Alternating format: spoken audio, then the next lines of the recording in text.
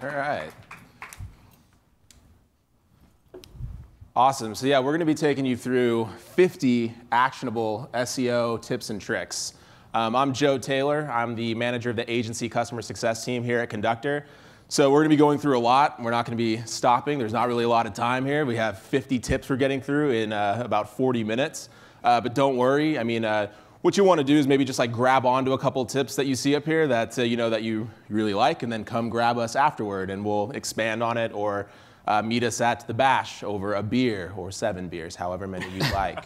And then also we're going to be posting the deck online, so it'll be in the Conductor customer community, so we'll be able to do that as well. I'm going to go ahead and let these guys introduce themselves.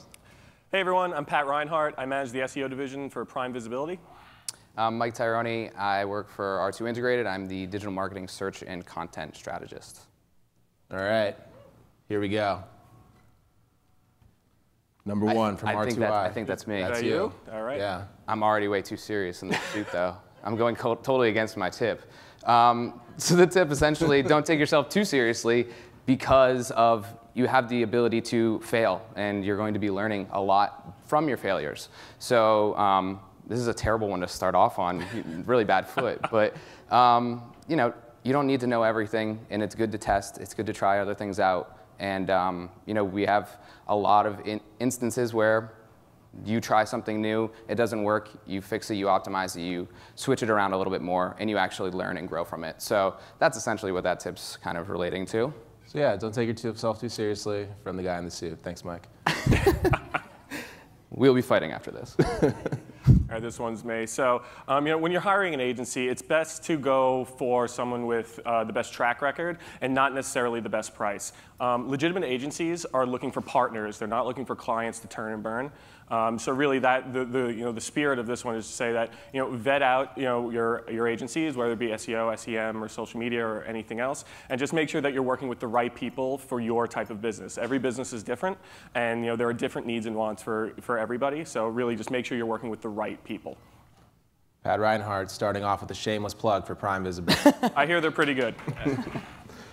And I'll start with a shameless plug for our product. Create content for every stage of the buyer's journey. For those of you who are in the keynote, you all got to see how this does map to our product, but even outside of it, there's still a lot of companies out there that aren't addressing needs beyond just the cash register part of the buyer's journey. So make sure that you're realizing where people actually finding you. I mean, it starts where they don't even know what they don't know yet. So yeah, how do you build content for that? How do you build content when they get to the decision part of the buyer's journey? And then finally, the last piece we all are already doing, and that's the late stage product content.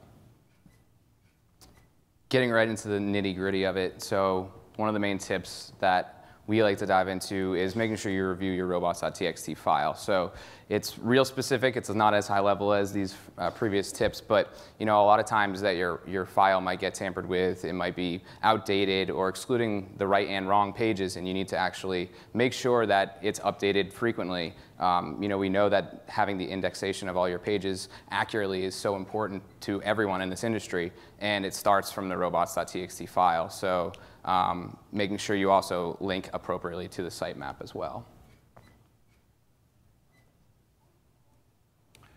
Okay, so your brand is always important. Your brand is your business. But when it comes to your title tags, you don't want to lead with your brand, because you want to put more of the weight on the keyword. So when you're writing your title tags, put your keyword, your primary keyword that you're focusing on, your secondary first and second, and then put your brand at the end. Because unless you have a manual penalty assessed against your site, chances are you are going to rank for your brand name. So you don't have to waste that precious real estate that we get in Google's search engine page result pages on your brand name, especially if it's long. If your brand name is really long, try to acronym it out and just and do it that way. But really, it's all about focusing on that keyword, that primary keyword that you're going for, and putting it first in your title tags.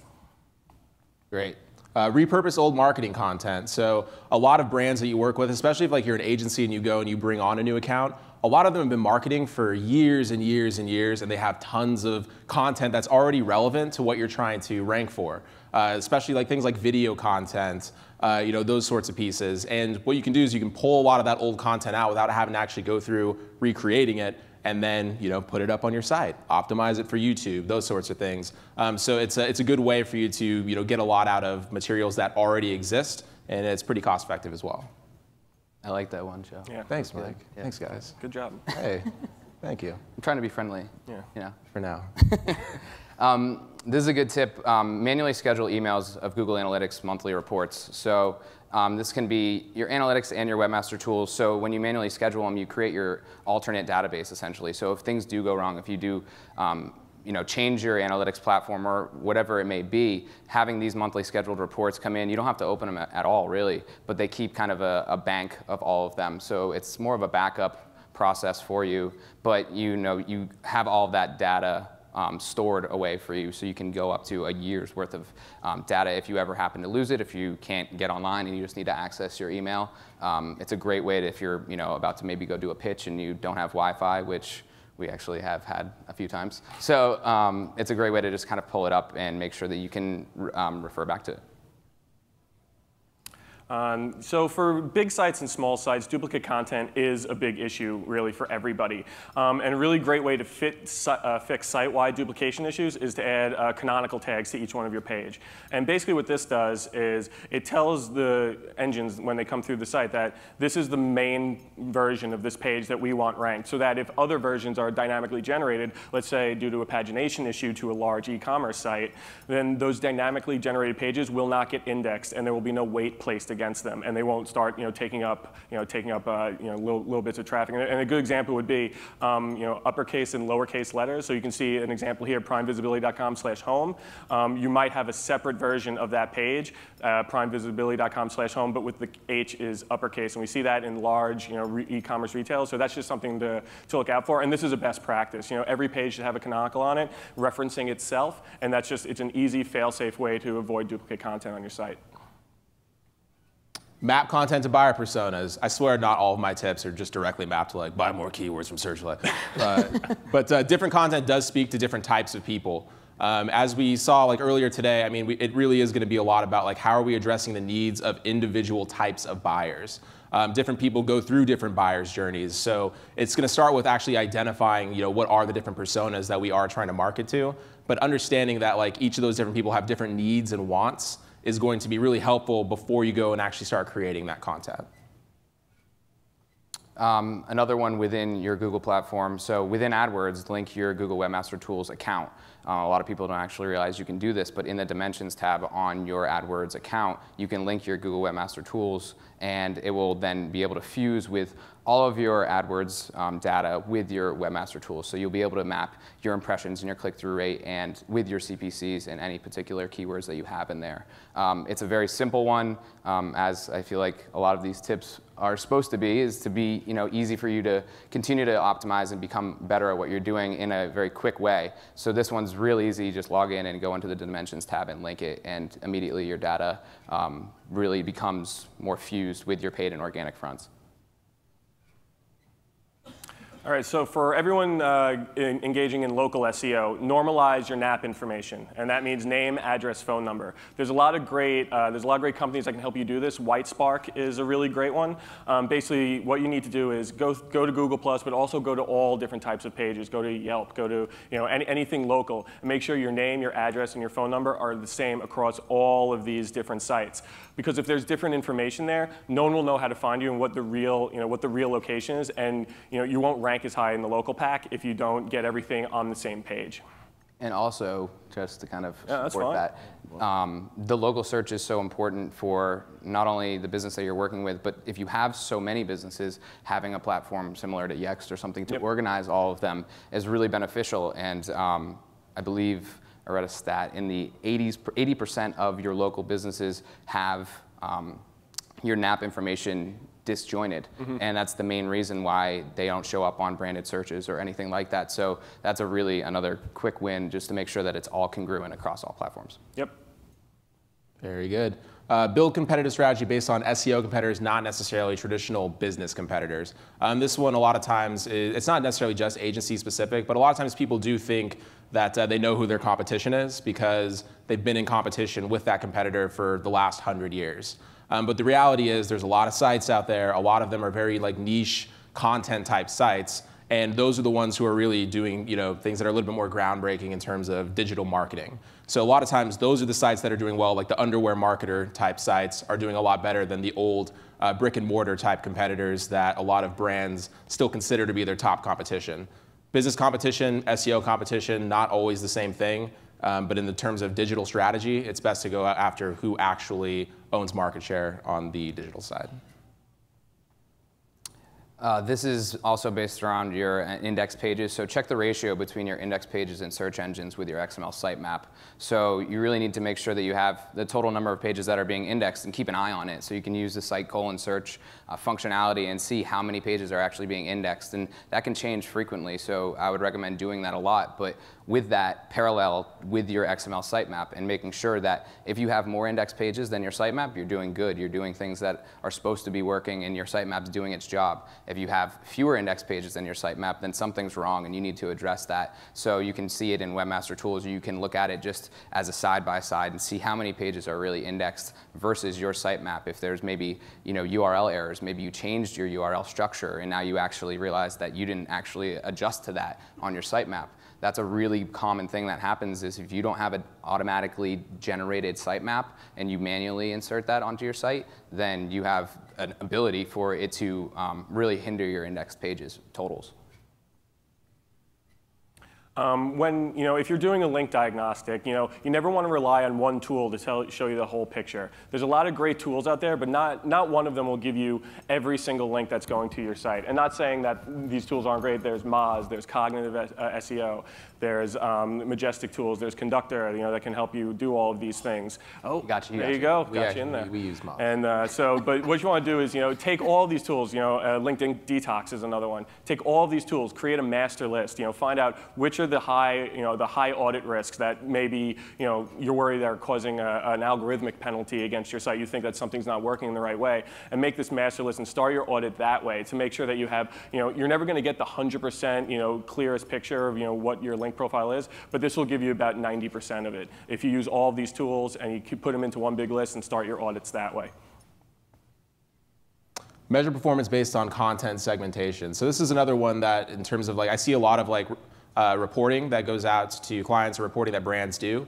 And a lot of times it's still that high level, here are your top 10 landing pages.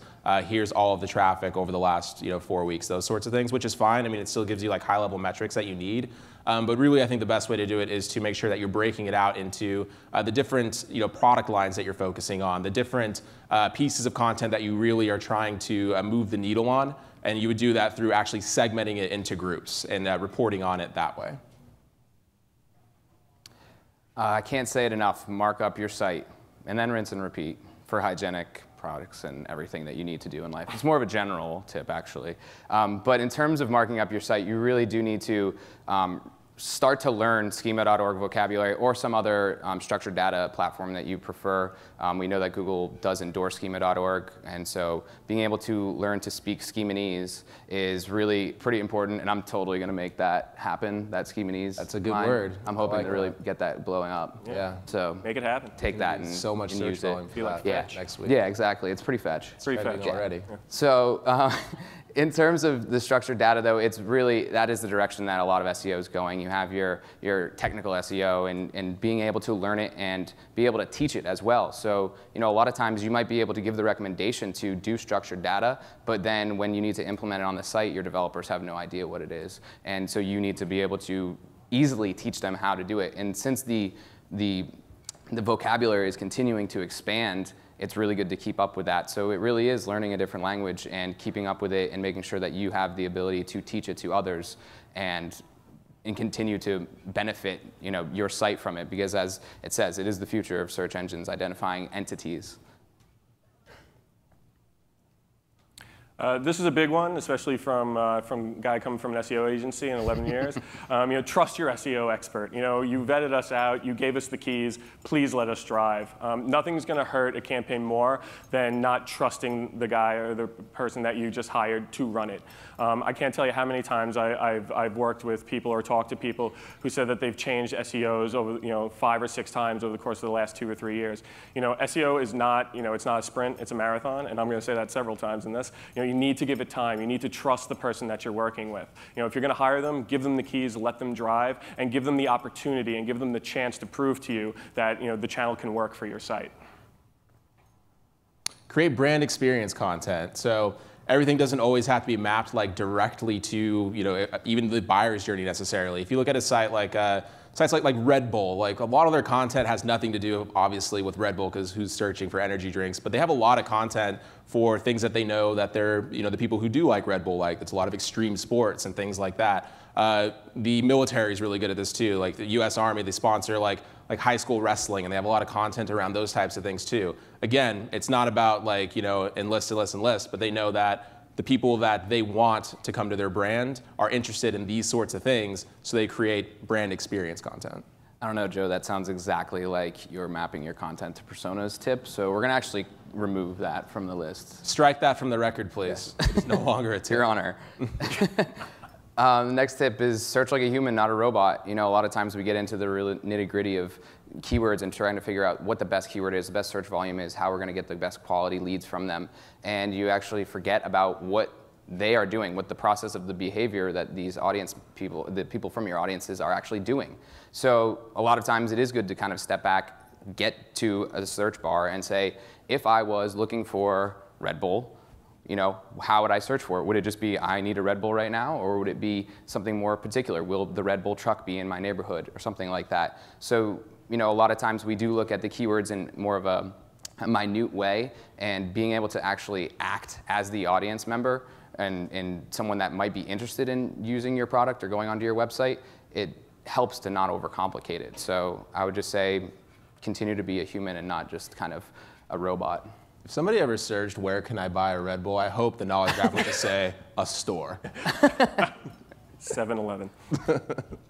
If you do have an international element to your site, make sure you have a strategy first, and this is really important. So if you're an e-commerce retailer, if you have if you just buy a .ca for Canada and you just port your whole site over and you don't check anything, a meta tag or a meta description that promises free shipping in Canada or free shipping in the US does not help anyone in Canada. So just make sure that if you are doing that and you're going to go into international or you're already international, go into all your meta tags, go into all your content, and make sure that everything makes sense for the country that you're in. This actually kind of goes back to the whole idea of patience. So don't obsess over daily or even necessarily weekly data points. A lot of times people do get really obsessed over checking and hitting the refresh and seeing where am I now, where am I now, where am I now. Again, it is a long journey here, and I think a lot of times you need to be able to see the data en masse and see how it actually is over time to make any real smart decisions. A lot of people make a lot of snap judgments when they're focusing too much on that incremental data needing to be refreshed every single day. And like you say you go by marathon rather than a sprint. Yep. We like to do empire building. All right. Gives you real power to it. So when we tell our clients, SEO is not going to be turned on and you're going to actually hit it on the head like this and obsess over the dailies. It's empire building. Let it actually build up and grow. This is a simple one. In your title tags, use dashes, not pipes. Pipes look better. They're a little bit easier. They lessen the pixels of your total page title, but a dash is actually the preferred method from Matt Cutts as well. So the pipe itself breaks in the algorithm. It breaks up your keywords. So if someone was searching your brand, oftentimes we would recommend using the pipe to break out your brand name or your brand entity on the page title versus the keywords that you're actually trying to hit on the page title. But the pipe actually in the algorithm breaks that keyword kind of collaboration. So if you use the dash, then someone may search for one part of your long tail keyword with the brand attached to it, and you'll have a better opportunity of being more visible within the search results. I'm going to keep going with the international thing here. So if you are going into international, again, do not use auto translation. Google and other engines are becoming more and more human every day. Google is basically Skynet right now. And we're really, we're seeing that when people use auto translation, their sites do poorly. So if you're going to make that step, or you've already made that step, take the time, hire a translation specialist or an SEO, an international SEO company, and make sure that it's done right. It will pay off in nth degree in the end.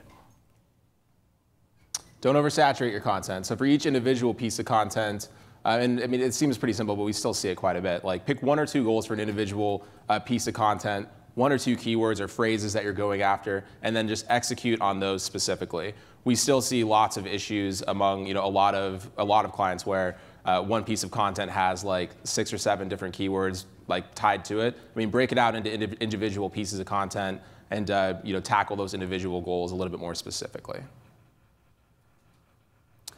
This is my favorite one. So be unique at all times, and that's at any level that you are in. So whether it's page titles, site copy, landing pages, or even your big ideas.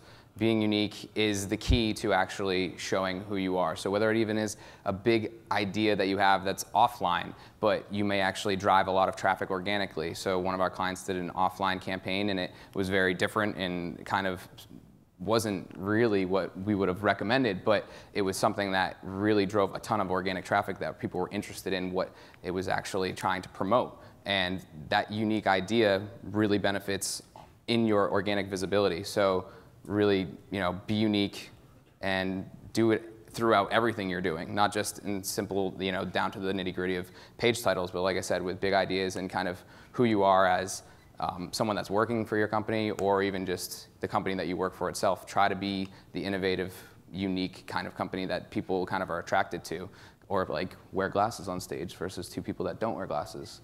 That's unique. Unique, like wearing a suit, yeah. Yeah, totally. I get it. Or wearing jeans. Right. Listen, we're all unique in our own ways, guys. This is very deep life coaching. Yeah. And one last international one. If you Really? have, hey man, this is a thing. People do it. So if your site is hosted in the country that you're selling to or that you're in, you will rank better. So if you have a Canadian site, host your site in Canada. If you're in Russia, host it in Russia. You will do better in those versions of Google and other search engines. Natural language URLs. Exceptions, of course, do exist for this, but when possible, it's definitely still the gold standard.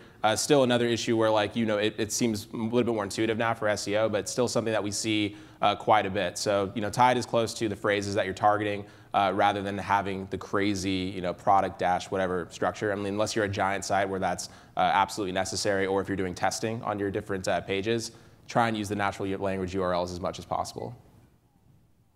This is a perfect translation into what my tip is. So optimize with your mouth, not your fingertips. That's not meant to be anything but you phrase that not interestingly. All right. Yeah, not like sexual or anything like that, I promise. But try to make it more conversational. As we see more and more searches are happening through the voice search that's allowed through Google and different phones. And so conversational content and your page titles and your keywords are really important. So we've looked at it from this really specific view of keeping your keywords into tight format, very concise, and having every word that you really want to be in there. Now it's a little bit leaning towards long tail, maybe including localization inside of it, and really just making it more conversationally toned. So Hummingbird came out, and that was one of the big pushes, was that when that update happened, they wanted it to be more conversational. So when you use your voice search, you'll get exactly the answer you want, including anything that comes up within your schema, so you can get on the knowledge graph on the SERPs results page, so you can get the answer immediately. So really think about the way that someone would actually vocally search for something rather than just typing it in on their keyboard. I really hope this is the phrase that you become known for. No, it's schemanese. That's what I'm going to be famous for. No, it's going to be this one. It's going to be this one. This is a cool one. Use latent semantic indexing keywords. So this is more of an idea of how you should write your content. So for each piece of content you're writing, you're mostly targeting between 2 and 3 keywords to really go after and really target.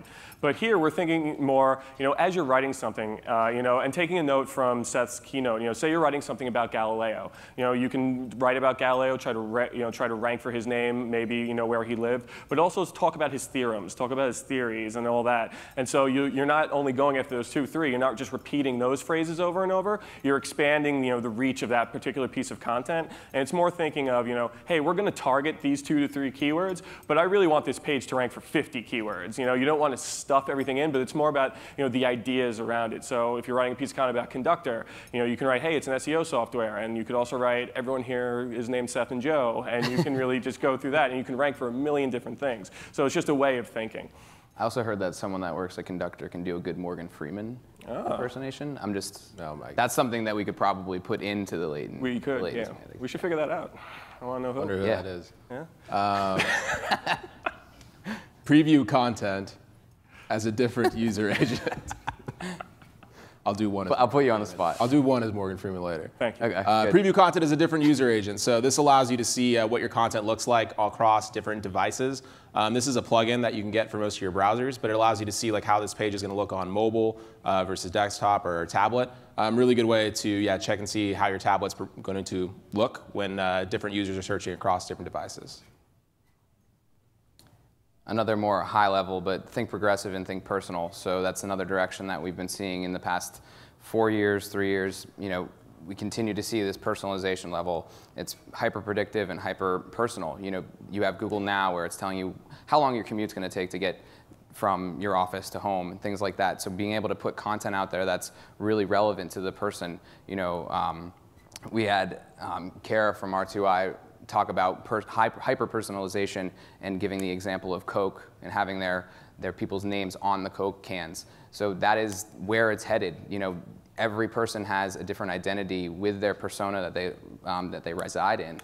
And you know, your phone or your computer or even just your login really becomes super personal, and people want that. So when you can speak to your audience in a very personal level and think progressively of how they might actually be able to answer what you might be able to answer, the questions that they have, it really will benefit them. They'll trust you, you build credibility, and really it's speaking to them like you would in, you know, a conversational tone, like we would.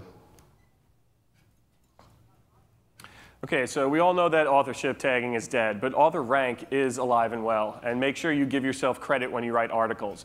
If you're submitting anything to any publications, make sure that there's a byline in it, giving yourself credit or giving your organization credit, because that'll ultimately build your authority online, and your site will rank better, and the articles will rank better the more authority that you have. So definitely give yourself credit.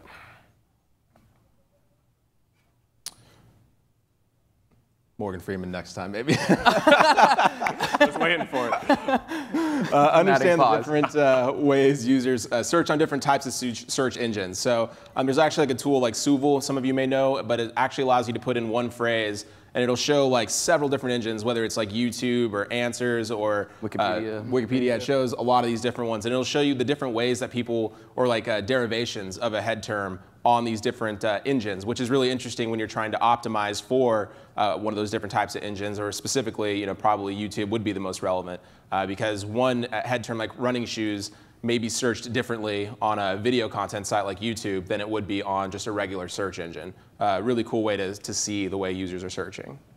I like that too. That's cool. Oh, this one doesn't have any details. It's mysterious. Mysterious. So use category market share reports or share of voice reporting to help you find display opportunities. Not even display opportunities, but also earned media on and off page opportunities. So when you look at the share of voice, you can see who your competitors are, but also just really the whole landscape and where you might be able to merge your paid and your organic. So if you are organically ranking in certain niches or certain sectors, and you want to see which product or segment that you're really competing against other you know, businesses or anything like that, your share of voice reporting really gives you the opportunity to discover, identify, and maybe test where you can actually get more earned media, where you can put paid display, or maybe even just syndicate content on different websites, or how you can maybe work with them and build a relationship with them. You know, a lot of times your competitors aren't actually out to get you in terms of when it comes to a share of voice, and you could work together. You can build a community of interest and address it head on. So use those reports to your benefit, then rather than just kind of putting them and screenshotting them and showing them to your clients or whoever it may be. Actually leverage it into building more opportunities for not just organic, but paid and content. So this is a good one. So Reddit and subreddit searches are a great place to find topic ideas, whether it be for blog posts or really just any content that you're trying to build. There is an endless amount of threads on Reddit, and there are endless amounts of topics. So no matter what niche your company is in or what your industry is, you will be able to find people talking about it on Reddit. So going in there, popping in a few keywords, trying to figure out something, trying to find a subreddit, what people are talking about, it's a great way to find blog topic, really current events that people are talking about that you can then can create content that you can rank for, in a few days. So it's a really great place to find new ideas, new topics, no matter what niche you're in. And now Reddit is being shown in Google News. Yes, it's not it just is. Strictly authoritative news or anything like that. You can use Reddit. Just try not to swear, and some of them, there's being search results pages having swears on them. Love Reddit. Find and fix your click here links. A really simple link building tip here, right? So identify the low-hanging fruit opportunities for when there are links coming to your site, or even within your site where the anchor text is just click here. Super simple, but should be a little bit more descriptive, obviously, to help rank a little bit better. Link building, obviously, we all know it's like a really in-depth, lengthy process. So whenever you can find quick wins, definitely go after them. I think this is a good one that you could do early stage in a link building campaign. You just hit the business buzzword bingo with the low-hanging fruit right there. Yes, I did. It took this long to get that in there. We got synergy coming up soon. Hang on. Another one. I think you guys are really just setting me up to fail because I don't have any descriptions. It was probably what's going on? All part of Joe's elaborate scheme. I didn't write your slides for you, Mike. So use Screaming Frog or Xenu to avoid spot checking. So with really big sites, a lot of times with clients, specifically for us, we've had instances where we've built the recommendations. We've said that we've checked on if they've optimized and implemented on page titles and meta descriptions, and then we did some spot checking and saw, yeah, they're done, we're good, hands clean, we can move on to the next phase. But later realizing that the few pages that we did spot check were optimized, but then the rest of the site was not. And so by using Screaming Frog or Xenu, you can get that whole gamut. Just use the tool as a value add to you, so you can see all the details, the page titles, meta descriptions, heading tags, everything in there. Are we good? Are we good? We're gonna be all right? I think we're all right. Apparently I don't like this tip. No guarantees. Galileo does not like this tip. Galileo, exactly. But really just use it as a time saver. You can really just plug in the URL and make sure that you can see everything that's really happening, living and breathing on your site. And if you feel like spot checking is a more manual process and you really enjoy that, that's great. But if you have a big site and you need to make sure that you get a better update from it, crawl it and see really how it is has been optimized or not optimized. Hold me, Joe. I'm scared. All right, yeah, this is happening. All right, so optimize your video assets. There's a million different things you can do with video, but definitely when it's on YouTube, leverage the description, transcribe it onto your site if you're hosting it on your site. Make sure it's all marked up with all the different tags you can put on it, but make sure you get it out there. Share your video content. Make sure it's out there, people can see it, and make sure it's really good quality. Because this is a growing sector, especially in SEO. A lot more SEOs are using video sitemaps, and they're really talking about how can we leverage videos on blogs along with our images, along with these different topics that we're going after. So definitely if you have video assets, or use them. If you don't have them, think about making them. Identify the strongest TLDs to partner with for your brand. So this is another link opportunity type of tip here. So TLD is top-level domains, so it's the end of the URL for some of you who aren't as familiar. Identify the ones that make the most sense for you to be getting links from or to partner with, and that can be a really good way to get high-authority links to your site. So another quick and dirty tip here, but I think one that works really well for link building. Use the data highlighter.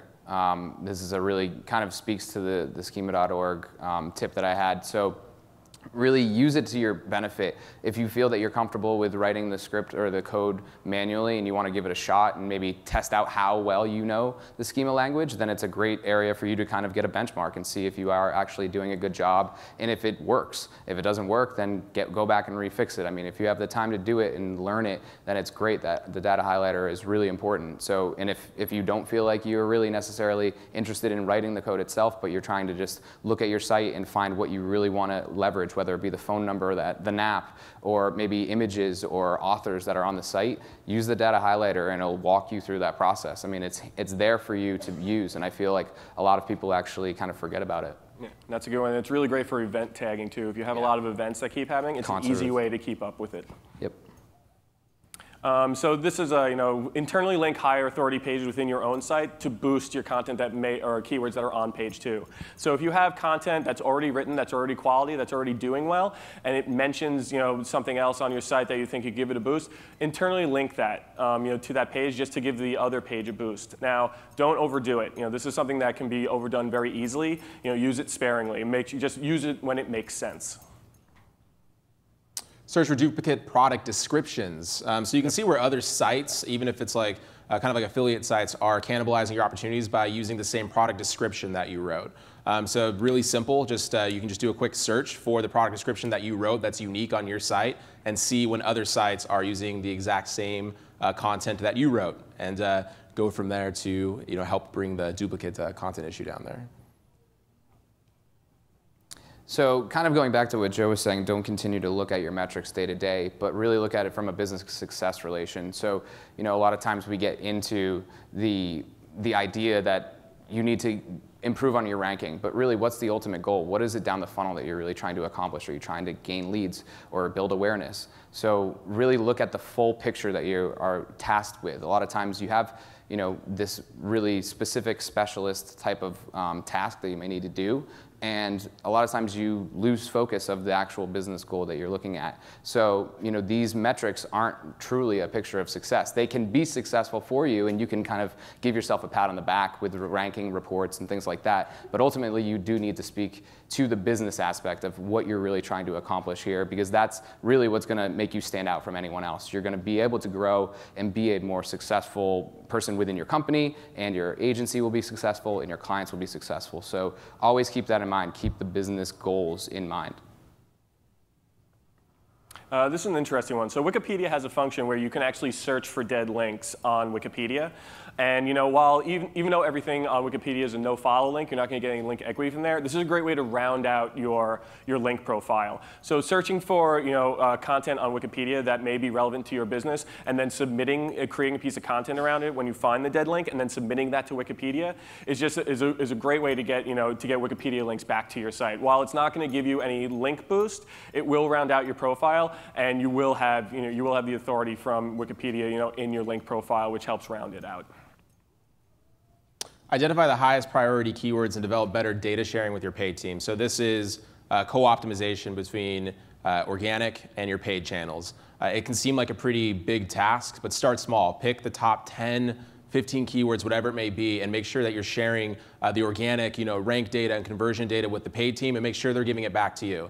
Some simple ways that this can be really helpful is letting your paid team know when any of your page 1 keywords have dropped off the first page, like on a weekly basis, so that you can help get a lift from the paid team on those terms to make sure that you're still not missing out on revenue, conversions, whatever it is that you're going after here. This again can be a pretty in-depth process. For those of you that are Conductor clients, go to the customer community, search Bill Hunt. He did a full presentation last year on it, and it's awesome, and he knows way more about it than most people. Think about your branded search and how you want to manage your presence. So we all know that you really want to focus on your branded search. You may be getting a large majority of your traffic through branded search, but what's your real presence looking like? And it comes back to the co-optimization factor of it. Do you want to actually show paid ads for branded search, or are you getting plenty of organic traffic from it in itself? So would it cost a lot more for you to maybe rank in that area for if you were to move from position 3 to position 2, and then possibly put some paid advertising in there, so then you really own that shelf? That was one of the main things that Bill Hunt did speak to last year, was really owning that landscape and filling up as much space as you can with your branded keywords. So being able to do that, be able to assess what your opportunity cost is. Like I said, you may be struggling with your branded search, or you may not even realize how much more opportunity you have without actually just focusing on it. I think a lot of times we think too much about non-branded keywords because we think that's where the real quality leads come from. But really, if you have offline marketing, or you have other tactics that are bringing people with your branded search, then there's a great way, it's a great opportunity, and it's that real easy task to really just own your branded keywords, because you may be competing with other companies that have a shared brand name like you, or you may just be the sole owner of that brand, and you need to kind of fill out that landscape on the SERPs page. I told you I was going to say this again. SEO is a marathon, not a sprint. It's an empire building. Patient. It takes time. This is one of these things that I reiterate to my clients all the time. It takes time, and I'm not saying sit around and wait for things to happen, but have a roadmap, have a very detailed plan of what you're going to do, so that when you're rolling along, you're doing things month 1, and then you're checking on them in month 3, but you're still doing new things in month 4. So it's all about having a full roadmap, a full plan, and making sure that you're constantly driving your SEO campaign forward, but also not limiting yourself by jumping the shark a little too quickly. last plug. I think this is my last tip. Should I try to go Morgan Freeman on this one? Morgan Freeman. Use a web presence management platform.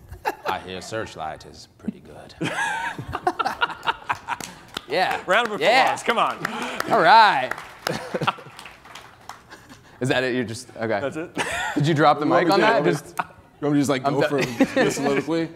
Track your keywords, hundreds at a time. All right, you're done. You're cut off.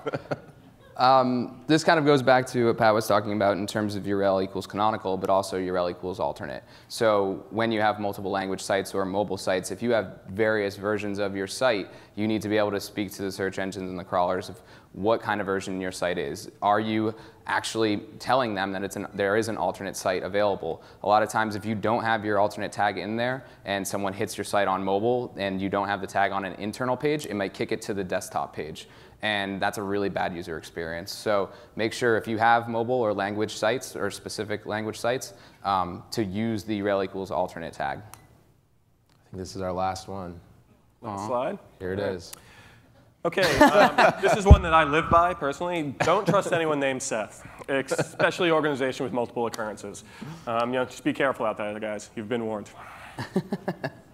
And there we go. That is it. 50 tips and tricks. Absolutely come up and ask us any questions if you have them. Thank you. Thanks, everyone. Thanks, guys.